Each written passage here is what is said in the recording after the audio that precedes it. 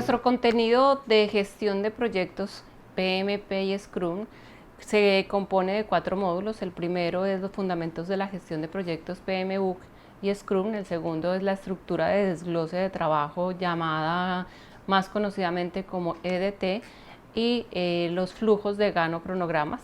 El tercer módulo es todo lo que tiene que ver con gestión de recursos, riesgos y calidad en el proyecto, y hay un cuarto módulo en donde se busca entregarles herramientas digitales para la gestión colaborativa.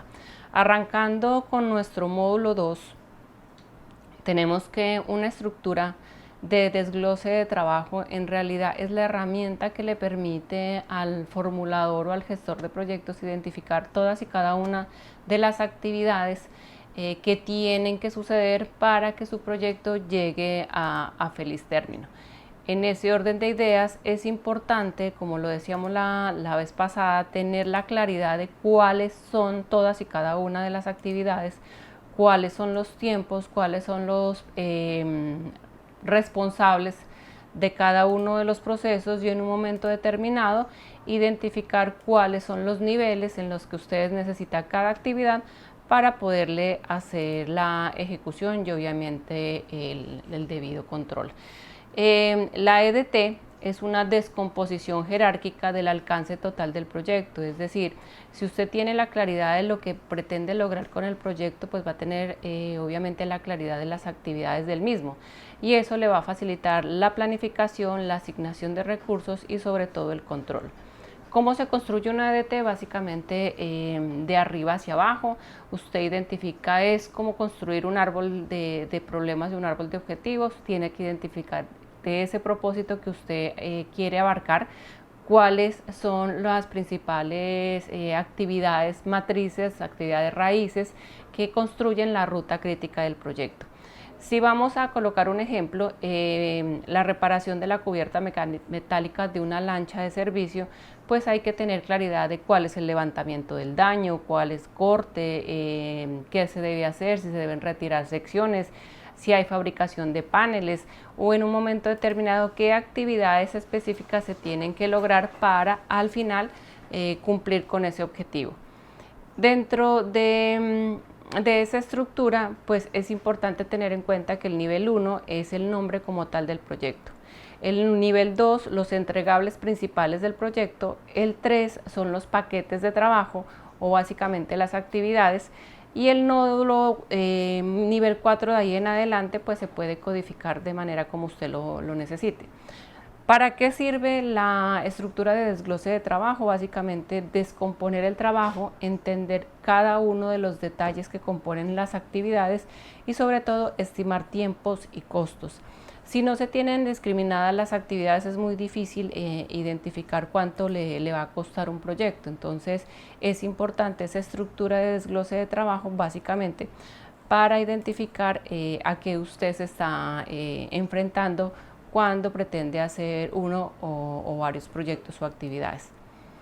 En ese orden de ideas es importante construirlo como un árbol jerárquico, es importante identificar esas actividades principales, pero sobre todo cuáles son las actividades de supervisión, control que usted debe tener claro para que en la medida que transcurre el tiempo del proyecto usted haga supervisión e identifique si está conforme a su planeación o si tiene que hacer la adición de una o varias actividades en función del cumplimiento de los objetivos.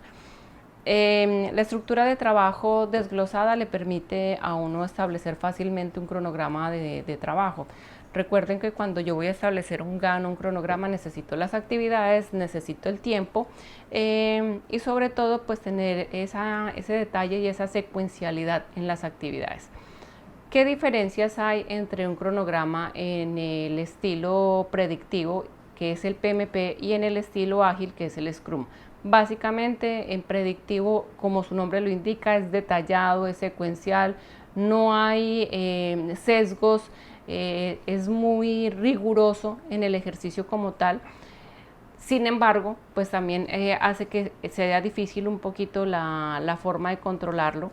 Tiene una red de tareas, es muy completa desde el inicio y al final del proyecto es donde se evidencian las entregas. Sin embargo, en Scrum, como su nombre lo indica que es ágil, pues el tipo de cronograma básicamente es iterativo incremental. Depende, si hay una actividad que necesita usted ampliarla o modificarla, lo puede hacer de manera ágil, puede adaptar esos cambios y sin embargo, pues las herramientas de trabajo y de control pueden ser un Kanban o un Sprint Backlog. ¿Cómo es la planificación por cada sprint? Sprint es como un periodo de tiempo en donde usted hace validaciones y en realidad toma decisiones. Yo les contaba la vez pasada que el sprint en el Scrum es como en el rugby, cuando tienen esos momentos de equipo en donde se reúnen, analizan la estrategia y salen a implementarla. Básicamente en la planificación tiene que verse por sprint y pues obviamente se hace de manera parcial conforme se vaya necesitando. Las entregas no se realizan al final, sino constantemente de acuerdo a la necesidad que tiene el proyecto y que tiene la ruta crítica. Hemos venido hablando de ruta crítica y ustedes me dirán, ¿pero qué es una ruta crítica? Básicamente es esa secuencia de actividades más largas que determina la duración del proyecto. Esa ruta crítica son esas actividades que en algún momento tienen alguna restricción y sí o sí se tienen que cumplir. Y que si no se cumplen, pues el proyecto se retrasa. ¿Cómo se construye básicamente una ruta crítica? Después de identificar esas actividades en la estructura de desglose de trabajo, se establecen esas relaciones de dependencia. ¿Qué es dependencia? O sea, cuáles son las antecesoras y cuáles son, pues obviamente, las sucesoras. En ese orden de ideas es más fácil estimar la duración de cada actividad, dibujar el diagrama de red tipo nodo, tipo flecha y pues calcular el camino más largo en tiempo total. Es claro identificar que la ruta crítica no tiene holguras, o sea, es sí o sí ese tiempo más largo, como lo estoy tomando de tal manera que es el periodo más largo del proyecto y de las actividades, no se consideran holguras. Entonces es importante realizar ese diagrama PERT para identificar cuál es mi primera actividad de la ruta crítica, cuál es la última y obviamente tenerla tan bien identificada que pueda yo en un momento determinado tomar acciones para suplir lo que se necesite en medio de esa necesidad. Cuando yo hablo de ruta crítica también puedo hablar de diagramas de Gantt.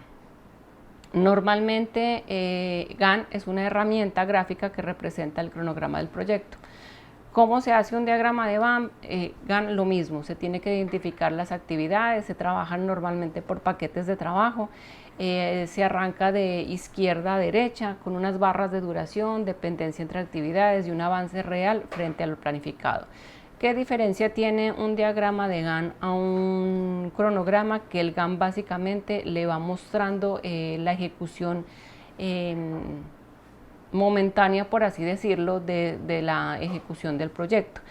Esas actividades que dependen de esa ruta crítica o dependen de la estructura de desglose de trabajo, pues también le ayudan a uno a establecer esas relaciones de dependencia, asignar fechas de inicio, fechas de finalización y construir un gráfico de barras horizontal de tal manera que yo pueda también agregar responsables y porcentajes de avance frente a lo programado y frente a la ejecución.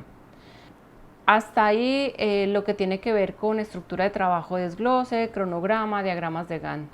¿Cuál es la conclusión de este módulo? En realidad es muy importante tener cada una de las actividades que componen el proyecto y obviamente identificar también el tiempo, las personas, los responsables, y eso me lleva a establecer el costo.